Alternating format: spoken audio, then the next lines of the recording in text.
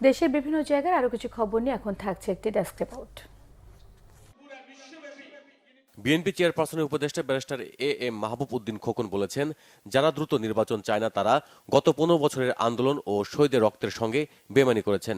সকালে নোয়াখালীর সোনাইমুড়িতে জাতীয় কুরআন তেলাওয়াত ও ইসলামী সঙ্গীত প্রতিযোগিতা অনুষ্ঠানে প্রধান অতিথির বক্তব্যে তিনি কথা বলেন। বিশ্বমানের ওয়েস্টার্ন মেরিটাইম একাডেমির ভিত্তিপ্রস্তর স্থাপন করা হয়েছে রংপুরে। ভোরারঘাট ফতেপুরে এতে উপস্থিত ছিলেন নৌবাহিনীর সাবেক প্রধান vice admiral Z you Ahmed. গুম, খুন ও জুলাই গণহত্যার সাথে জড়িতদের বিচারের দাবিতে গণমিছিল করেছে ছাত্র শিবির। মিছিলটি ময়মনসিংহের আঞ্জুমান ঈদগাহ মাঠ থেকে বের হয়ে রেলওয়ে কৃষ্ণচূড়া চত্বরে এসে শেষ হয়। জেলা কৃষক দলের উদ্যোগে কৃষক সমাবেশ হয়েছে কুড়িগ্রামে। সদরের মোগল বাসা ইউনিয়ন পরিষদ চত্বরে এতে বক্তব্য রাখেন জেলা বিএনপির আহ্বায়ক মোস্তাফিজুর রহমান। কৃষক দলের সমাবেশ হয়েছে ফেনীতে ওলামা বাজার শেখ কান্তর মিয়া উচ্চ বিদ্যালয় মাঠে। এতে উপস্থিত ছিলেন জেলা কৃষক দলের সাধারণ সম্পাদক শামসুদ্দিন খোকন।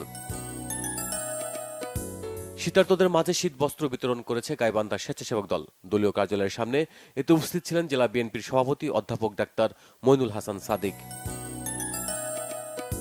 শীতার্তদের মাঝে কম্বল বিতরণ করা হয়েছে নীলফামারীর সৈয়দপুরে।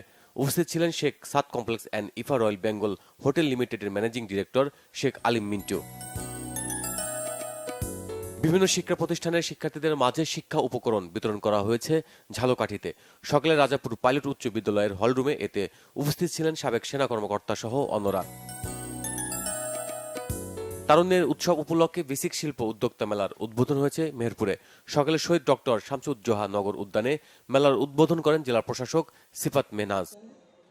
Bangla vision news desk.